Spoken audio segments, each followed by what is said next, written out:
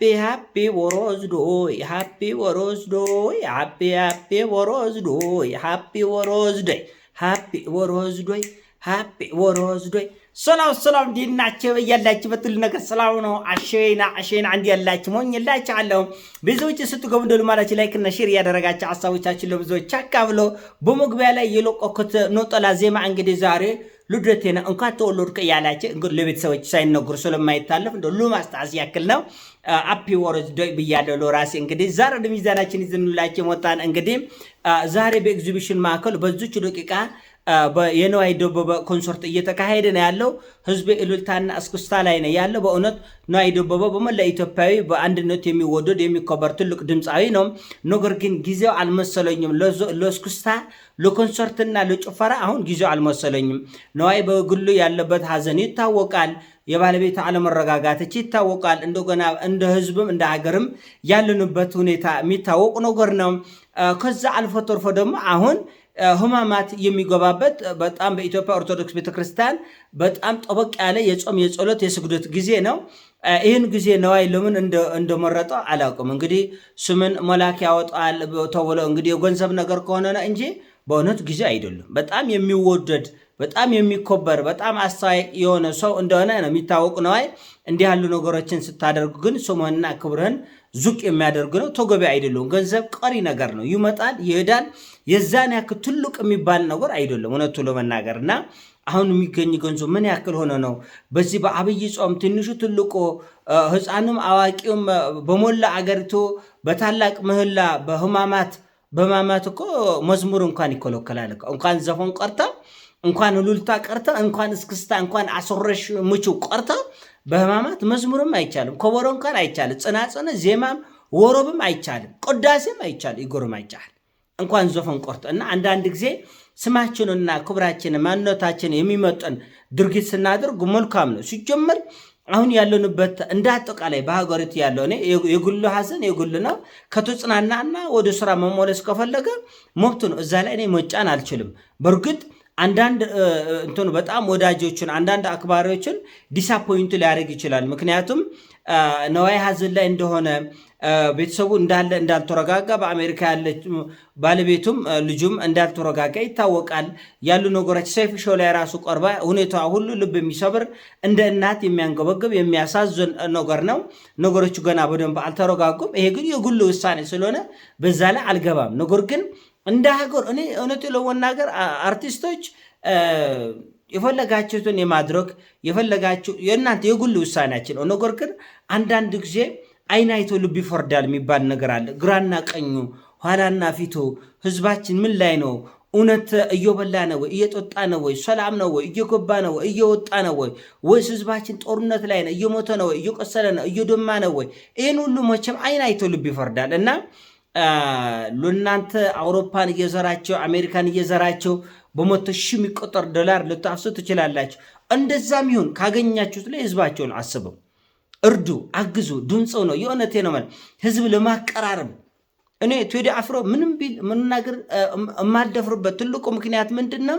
ምንም ቢሆን ወገኑን አይተው ምንም ቢሆን ምንም ካገኘውም ላይ ከለፋም ላይ ከደከመው ላይ ከምኑም ላይ ወገኔ የማለት ጥልቅ ሐሳብና ፍቅር ስላለው ለህዝቡ እሱ ለመናገር ብዙ ጊዜ መራል አላገኝም እና ነዋይ ደበበም በጣም የተከበረ አርቲስት ነው። እንደውም ከእንደናንተ አይነት አንጋፋ ሰዎች አገር ችግርና ጭንቅ ውስጥ ባለችበት ጊዜ ህዝብ የሚያቀራርብ ስራ አመጣችሁ ልታዋልዱ ይገባል።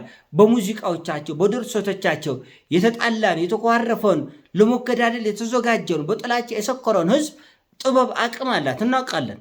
በጣም ነው አቅም ያላት እና አሉ አንዳንድ ዘፋኞች ለሞት ሲሆን ለጥላቻ ሲሆን እንቅልፍ አጥተው ምርጥ ግጥም ምርጥ ዜማ አምጠው የሚወልዱ አሉ። ለጥላቻ ለብሔር ጉዳይ ለሰፈራቸው ለመንደራቸው ሲሆን እንቅልፍ አልባ አርቲስቶችን አይተናል። ህዝብን ለማስታረቅ ለማቀራረብ ሲሆን ደግሞ አይምራቸውም እምቢ የሚላቸው እጃቸውም የማይታዘዝላቸው ብዕራቸውም የሚደርቅ ደግሞ አይተናል። ስለዚህም እነ ነዋይ ከሰራቸው አይቀርም በህይወት ካለፋችሁት ኮልምዳቸው በወጣትነታችሁ ለኢትዮጵያ ለአንድነቷ ለሰላም የሰራችሁት ስራ እስከ ዛሬ ድረስ ጎጃሙንም ጅማንም ጎንደርንም ወሎንም ሁሉን አገሩ በሙሉ እንዴት እንዳሞገሳቸው እንዴት አንድነት እንደፈጠራቸው ስራችሁ ዘላለማዊ የሆነ ነገር እንደሆነ እናንተም ታውቃላችሁ፣ እኛም እናውቃለን። ስለዚህ በዛ ስራ ቢያንስ ከዚህ የተሻለ ካልሆነ ደግሞ በዛ የሚመጣጠር ነገር መሰራት አለበት። የአገር ሽማግሌዎች ጭምር ናቸው። እናንተ አሁን አርቲስቱ ብቻ አይደላችሁም።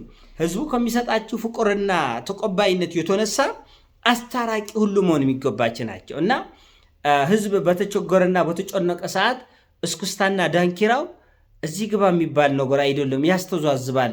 በግላችሁም ያላችሁበት አዘን አለ፣ እንደ አገሩም ያለንበት አዘን አለ። እንደ ቤተክርስቲያን ደግሞ ከበድ ያለ ጾም ጸሎት ላይ ነው ያለች ቤተክርስቲያን። እንኳን ዘፈንና እስክስታ እንኳን ዳንኪራ ቆርተም አንዳንዶቹ በእርግጥ የቤት ኪራይ አለ፣ ኑሮ አለ፣ ህይወት አለ ምትላላችሁ ሊሆን ይችላል። እውነቱ ለመናገር ሊሆን ይችላል። ግን የዛን ያክል የሚቸገሩ የሚራቡ አይመስሉኝም። ለምን ስለምንታወቅ ማለት ነው። ታስታውሱ እንደሆነ በአንድ ሰሞን ላይ ሐመር መጀመሪያ ኢትዮጵያ ሲገባ ነው አይነበርና አረ ነገር ነዳጅ ይበላል ሲባል ለምን ክትፎ አይበላም ያለው ቃለ ምልልስ ትዝ ይለኛል። እና ነዋይ የዛን ያክል ችግርተኛ አይመስለኝም። ኤኒዌይስ እሱ የግል ህይወት ነው፣ አይመለከተንም። ግን አንዳንድ ነገሮች ከግምት ውስጥ አስገቡ። እኛ ጾም በተፈታ ቁጥር በየቦታው ዳንኪራ እያያዛችሁ ሰው ከቤተ ክርስቲያን ይልቅ በየናይት ክለቡ፣ በየጭፈራ ቤቱ፣ በየኮንሰርት የምታደርጉ ሰዎች እኛ መንፈሳዊ በዓል ለምሳሌ ፋሲካን የምናከብረው ከመንፈሳዊ ሀሳብና መንገድ ነው እንጂ ከእስክስታና ከሌሊት ጭፈራ ቤት ወይም ደግሞ ከመጠጥ ጋር ከሚያብዱ ከሚናውዙ። ሲጀመር ትውልዳችን ተበላሽቷል። በጣም ዋጋ የሚያስከፍል ትውልድ ነው አሁን የተፈጠረ። ገና ለማስተካከል እንኳን ፈቃደኛ የሆነ ኃይልና አካል እንኳን ቢመጣና ቢዘጋጅ እንኳን ለማስተካከል ዘመናት የሚፈጅ በጫት ሱት የናወዘ በመጠጥ ያበደ በዝሙት የሰከረ ያበደ የለዩለት ትውልድ ነው ያለም። እዚህ ትውልድ ላይ እሳት ማርከፍከፉ እሳት ላይ ቤንዚል ማርከፍከፉ ጥቅሙ አልታየኝም። በተለይ ደግሞ በዚህ በህማማት በጾም ወራት መሆኑ ደግሞ ትንሽ ያሳዝናል እና አንጠብቅም። እውነት ለመናገር ትልቁ ነገር የምንጠብቅባቸው ሰዎች አንዳንዴ በጣም ወረድ ብላቸው ስናገኛቸው ልብ ይሰብራል። እውነቱ ለመናገር ልብ ይሰብራል እና ባይሆን ጥሩ ነው። ከእናንተ ብዙ ነገር እንጠብቁ ነበር። አንድነቱን የሚፈጠር የሚያቀራርብ፣ ጥፋተኛውን የሚወቅስ። እውነቴ ነው። ጥበብ እኮ አቅም አላት፣ ጉልበት አላት፣ ጡንቻ አላት እና የጥበብን አቅምና ጉልበት ልታሳዩ ይገባል። በጉል ብቻ ሳይሆን ተደራጅታቸው አርቲስቶቻችን ተደራጅታቸው ስለ አንድነት፣ ስለ መጪው ተስፋ ህዝባችን ታሪክ፣ ክብርና ማንነት የሚገልጽ ስራ ላይ መሰማራት አለባቸው። በተቻለ አቅም በተለይ ትልልቆቹም አርያ መሆን አለባቸው። አሁን እንደ አረም እየበቀልን ያለን ከመንደራችን ውጭ፣ ከብሔራችን ውጭ፣ ከሰፈራችን ውጭ ሌላውን እንደ ቆሻሻ እያየ ያለ በጥበቡም ያለ አለ፣ መደበኛውም ዜጋ አለ። እንዲህ ያሉ ነገር እንዲነቀልም እንዲሸማቀቅና እንደ ሀገር ዞረኝነት ሰው ብሔር ሁላችን ማለት ብሔሩ የሌለበት የለም። ሁሉም ሰው የተወለደበት ሰፈር፣ አገር፣ መንደር ሊኖረው ይችላል። ነገር ግን ሀገራዊ ማንነታችን እያደበዘዙና እያጠፋን ስለ መንደር ልንቀኝ አንችልም እና ማንነታችንም እንጠብቅ፣ ሀገራችንም ደግሞ ክብሯንና ማንነቷን ታሪኳን በሚመጥን መልኩም ልናስቆጥል ይገባል። ለዚሁ ደግሞ አርቲስቶቻችን ከአርቲስቶቻችን ደግሞ አንጋፋዎቻችን አቅሙ አላቸው እና እኔ ለመሾርደድ ነዋይን ለመሾርደድ ለማንጓጠጥ አልፈልግም።